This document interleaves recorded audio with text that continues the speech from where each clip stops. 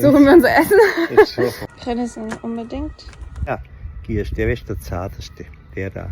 Der da. Probier. Isst du das jeden Tag? Ja. Der zarteste. Das ist ganz bitter.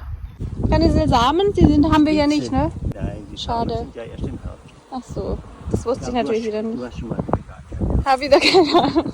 Wo bin ich eigentlich zur Schule gegangen? Das ist die Frage. Brennt's, Papa? Nee. Brennt nicht? Reibst du sie dann auch? Ich esse ja roh. Ja. Du isst sie roh, das macht's noch schlimmer? Dann brennt's erst recht. Das mal eine Ladung, dann ist das mit dem Magen gut. Okay. Brauche ich keine Hormone mehr, oder?